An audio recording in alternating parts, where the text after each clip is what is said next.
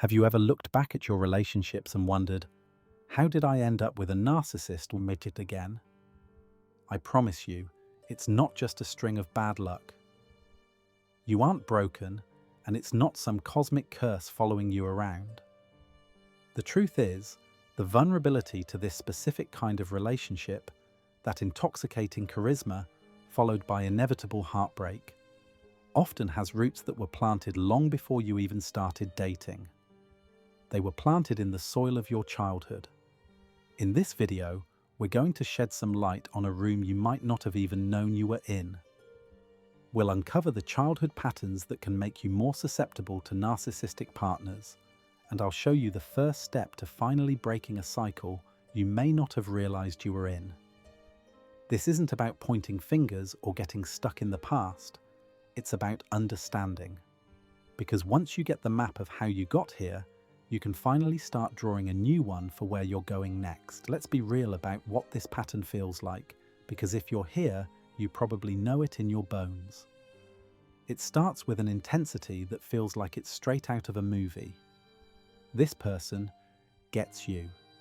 No, they truly see you, in a way you feel like no one ever has. This is the love bombing stage, and it's absolutely intoxicating. They seem to mirror your hopes, your dreams, your deepest wishes. They learn your insecurities, not to help you heal them, but to use them as a roadmap right to your heart. It feels like you've finally found your other half. The connection is electric, immediate, all-consuming. They shower you with attention and praise. If you've spent a lifetime feeling overlooked, this feels like more than just romance. It feels like salvation. Their confidence is captivating, their charm irresistible. You start thinking, this is it. This is the love I've been waiting for. They build this incredible fantasy world for two, an escape from all the mediocrity and pain of the past. But then, slowly, almost so you can't put your finger on it, things start to change.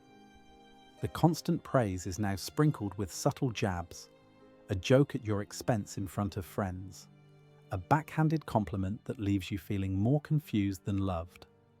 The person who once hung on your every word now dismisses your feelings as too sensitive or dramatic. Those hours-long phone calls get shorter. The replies to your texts get slower, and you feel that familiar knot of anxiety tighten in your stomach.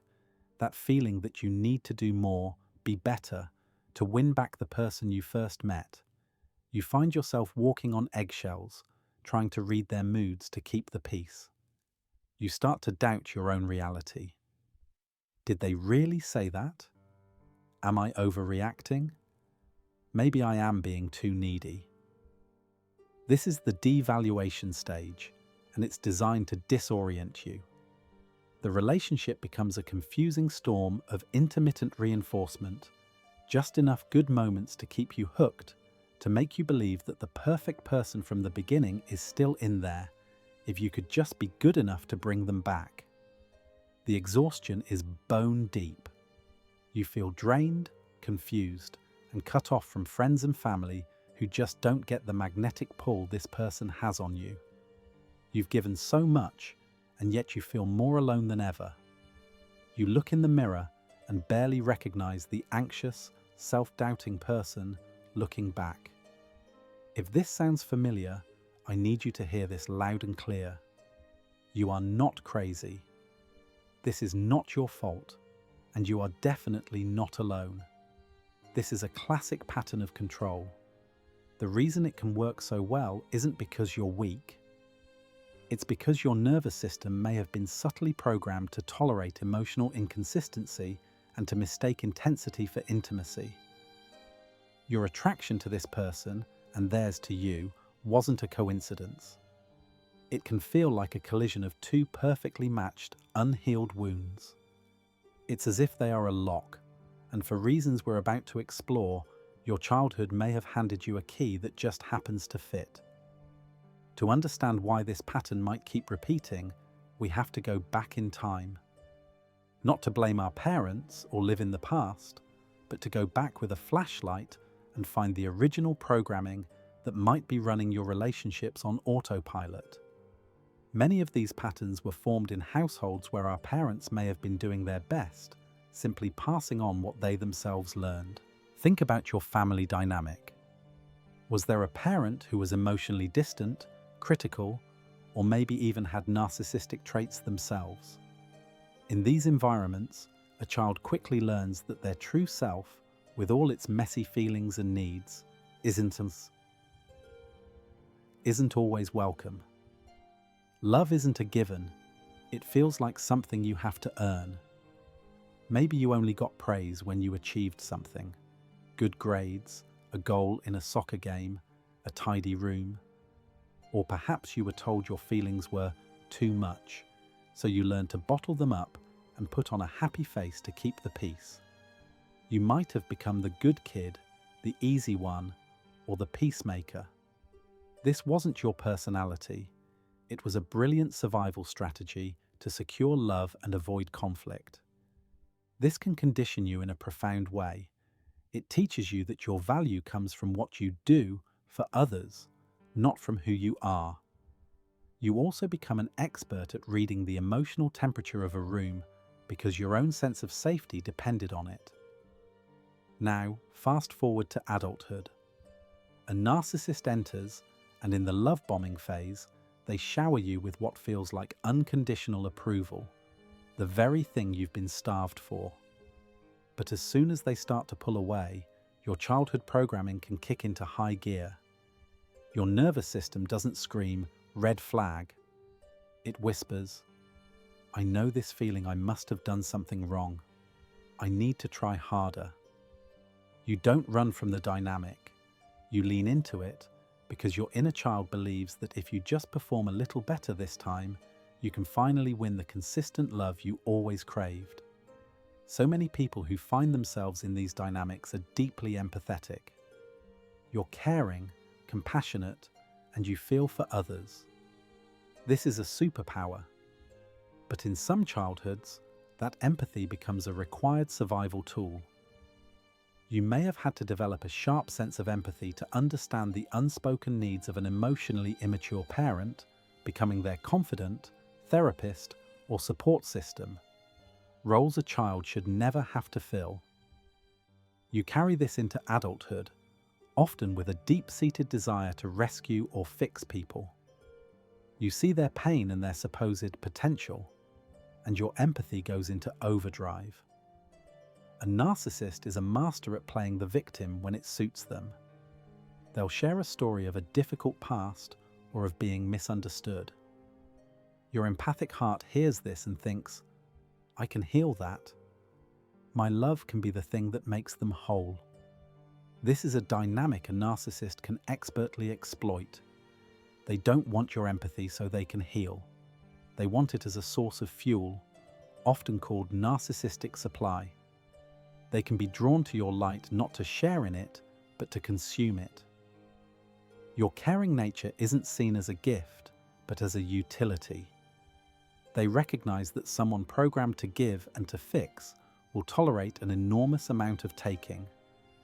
Your empathy isn't the problem, it's that you may have been conditioned to offer it without the protection of strong boundaries. A boundary is simply where you end and someone else begins. It's knowing you're allowed to have your own feelings, needs, and limits.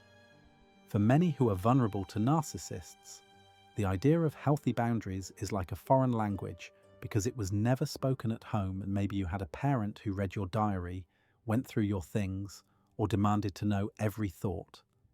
Maybe your emotional boundaries were crossed when you were told your feelings were wrong. There's nothing to cry about.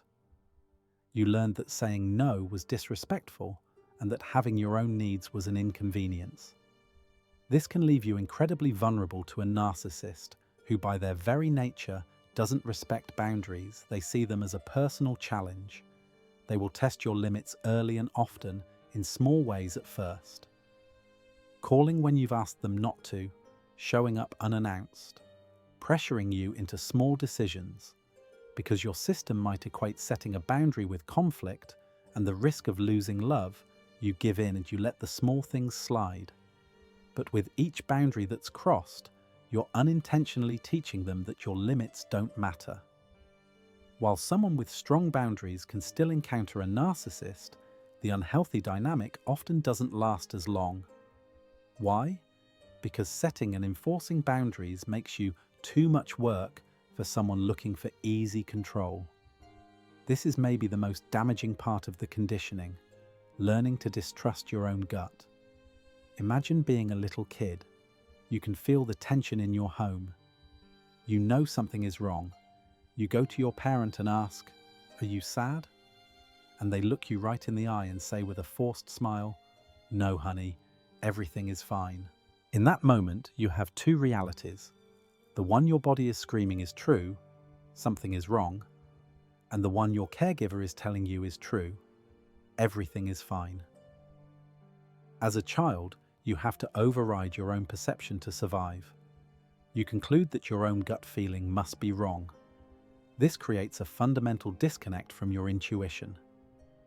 Now, as an adult with a narcissist, your intuition will be going wild. You'll get that pit in your stomach, that nagging feeling that something is off. But you may have been trained your whole life to ignore that voice.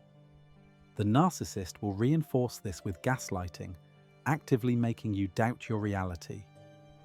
They'll deny things they said and twist your words until you feel like you're losing your mind. And because you might already have a habit of doubting yourself, you're tragically susceptible. You end up trusting their version of reality over your own. These four elements, conditional love, weaponized empathy, eroded boundaries, and a distrust of your intuition, can form the blueprint that makes you more vulnerable to a narcissist. It's a heartbreakingly perfect setup. You may have been conditioned to give, fix, please, and doubt yourself. All qualities a narcissist finds easy to exploit. Recognizing this blueprint is the most powerful first step you can take. You cannot change a pattern you don't see. The second you start to see this pattern is the second your power starts to return. Awareness itself is healing. It's the moment you stop asking, "What's wrong with me?" and start asking, "What happened to me and what am I going to do about it now?" Breaking the cycle isn't about becoming a different person or hardening your heart. It's about healing those original wounds so you can show up as your whole, authentic, and empowered self. Here are the first steps. You're already taking this step just by being here. The next layer is to become a detective of your own life. Start connecting the dots. When you feel that urge to people please, ask yourself, where did I learn that my needs should come second? When you catch yourself excusing someone's bad behavior, ask, whose behavior did I have to make excuses for as a kid just to feel safe? Pair this awareness with actively challenging the old stories you tell yourself, those core beliefs like, I'm not good enough, or my feelings are a burden. When you catch that negative voice in your head, notice it, write it down. Then challenge it with evidence. If the belief is, I'm not worthy, counter it. Write down one instance from your day where you were kind or capable. It feels silly at first, but you are literally creating new pathways in your brain. You're rewriting the old code. Changing these patterns is going to feel weird. It might even feel scary. If you've spent your life as a people pleaser, setting your first real boundary can feel terrifying. Your nervous system will scream, danger, you're going to be rejected. Your job is to learn to sit with that discomfort. Realize that the anxiety isn't a sign that you're doing something wrong. It's a sign that you're doing something new. It's the feeling of your system recalibrating. Start small. The next time someone asks for something you don't have the energy for, instead of an automatic, yes, try, let me check my schedule and get back to you. That pause is a revolution. It gives you space. When you feel the guilt for not saying yes immediately, just breathe. Tell yourself, this is just my system learning a new way. I am safe. The more you tolerate these small moments of discomfort, the stronger your ability to hold your ground becomes. Think of boundaries not as walls to keep everyone out, but as a fence with a gate that you control. They are simply statements of what is and isn't okay with you. Rebuilding them starts with small, consistent actions. Practice saying no to low-stakes things. No, I can't make it. No, I don't have the bandwidth to talk right now. You don't owe anyone a long excuse. No is a complete sentence. Each time you state and hold a small boundary, you rebuild trust in yourself. Another key boundary is with your own time. Schedule time for yourself in your calendar. Like it's a doctor's appointment, this could be 15 minutes to just sit in silence. When you start treating your own well-being as non-negotiable, you send a powerful message to yourself and to the world that you matter. A narcissist will be irritated by your newfound clarity, and when they realize you are no longer easy to use, they may very well leave. And that is a quiet victory.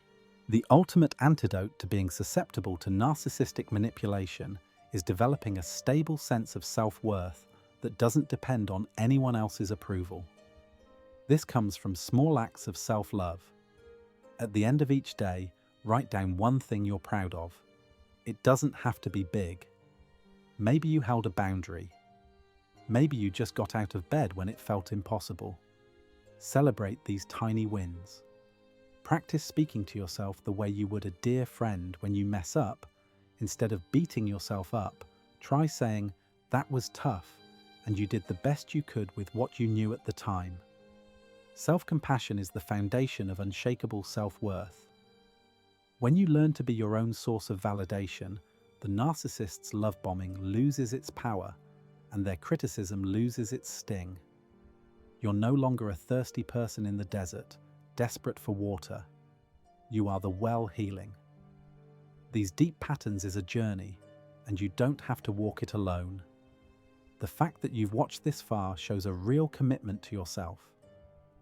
If this resonated and you want to continue this journey of rediscovery, make sure to subscribe and hit that notification bell.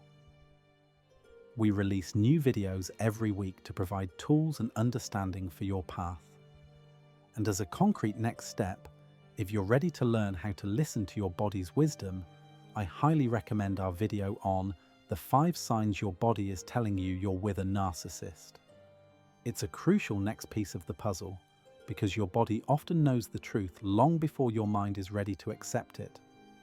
The link is in the description below. I want to leave you with one final powerful thought. You aren't vulnerable to narcissists because you are broken or weak. The truth is, you likely developed a highly intelligent set of survival skills to navigate a childhood that was emotionally confusing. That ability to please, to tune into others, to give endlessly, that was your genius. It's what kept you safe. It's what got you here. The only problem is that this old programming can run on autopilot, guiding you into adult relationships where it's no longer serving you. In fact, it's hurting you. But you are not a child anymore. You are an adult with the power of awareness. Healing isn't about shaming the child who learned those strategies. It's about gently thanking that part of yourself for its service and then letting it know that you, the adult, can take it from here. Your past does not have to be your future. This pattern is not a life sentence. This awareness is not a curse. It's a key. It is the beginning of you reclaiming your power, your peace, and your right to a love that doesn't require you to disappear in order to get it. This is not the end of your story. It's the beginning.